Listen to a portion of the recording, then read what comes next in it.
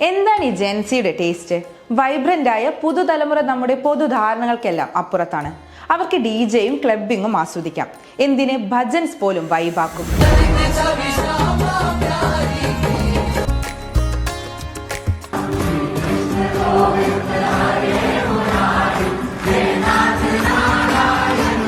ആയിരത്തി 1997 2012 ഇടയിൽ ജനിച്ചവരെയാണ് നമ്മൾ ഈ ജെൻസി കിഡ്സ് എന്ന് വിശേഷിപ്പിക്കുന്നത്.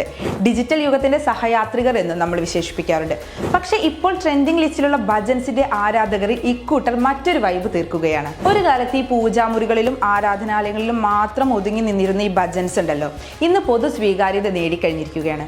പഴയ ഭജന വീണ്ടും ആളുകൾക്കിടയിൽ സജീവമാകുമ്പോൾ ഏറ്റവും അധികം ആസ്വദിക്കുന്നത് നമ്മൾ ഈ പറയുന്ന ജെൻസി കിഡ്സ് ആണ്. DJ പാർട്ടികളെ പോലെ, ക്ലബ്ബ് വൈബിനെ പോലെ അവർ ഈ ഭക്തിഗാനങ്ങളെയും ചേർത്ത് പിടിക്കുന്നുണ്ട്. അങ്ങനെയാണ് ഇപ്പോൾ ഉള്ള നീല നീല മാമലയും രാധതൻ പ്രേമവും ശ്രീകൃഷ്ണ ഗോവിന്ദ ഹരേ മുരാരയും എല്ലാം വീണ്ടും ട്രെൻഡിംഗ് ലിസ്റ്റിലേക്ക് എത്തുന്നത്. അതിന് ഉത്തമ ഉദാഹരണമാണ് ഇപ്പോൾ നമ്മൾ സോഷ്യൽ മീഡിയയിൽ വൈറലാകുന്ന നന്ദഗോവിന്ദം ഭജൻസിന്റെ പരിപാടികൾ. ഈ നന്ദഗോവിന്ദം ഭജൻസിന്റെ പരിപാടികൾക്കുണ്ടാകുന്ന ജനത്തിരക്കും ആഹ്ലാദ പ്രകടനങ്ങളും വേറെ തന്നെയാണ്.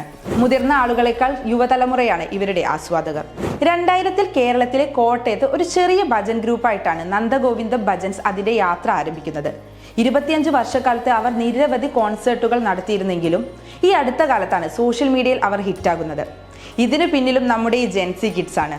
ഇതിനു പിന്നിലും ജെൻസികളുടെ ഭജൻസിനോടുള്ള ആരാധനയാണെന്ന് മനസ്സിലാക്കാൻ ഈ ഗ്രൂപ്പിന്റെ സോഷ്യൽ മീഡിയ പേജുകളും അവരുടെ കമന്റുകളും തന്നെ ധാരാളമാണ്. അതുപോലെ ലണ്ടൻ ബേസ്ഡ് ആയിട്ടുള്ള രാധികാദാസിന്റെ ഭജൻസിനും ഇന്ത്യക്ക് പുറത്തും നിരവധി ആരാധകരുണ്ട്.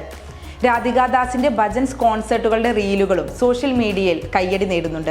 റാപ്പ് ഗാനങ്ങൾ കേട്ടിരുന്നവർ ഇന്ന് MG ശ്രീകുമാറിന്റെയും യേശുദാസിന്റെയും കലാഭവൻ മണിയുടെയും ഒക്കെ പഴയ ഭക്തിഗാനങ്ങളാണ് കേൾക്കുന്നത്. അത്തരം പാട്ടുകൾ നൽകുന്ന പോസിറ്റീവ് എനർജി മറ്റൊന്നില്ലെന്നാണ് ഈ ജെൻസികളുടെ അവകാശവാദം. ഭക്തജന സദസ്സുകളിൽ ഇരിക്കുമ്പോൾ ടെൻഷനും സ്ട്രെസ്സും കുറയുമെന്നും തിരക്ക് പിടിച്ച ജീവിതത്തിൽ ഒരു റിലാക്സേഷന് വേണ്ടിയാണ് ഭക്തിഗാനങ്ങൾ കേൾക്കുന്നതെന്നുമാണ് നമ്മുടെ ഈ ജെൻസി പീപ്പിൾസ് പറയുന്നത്.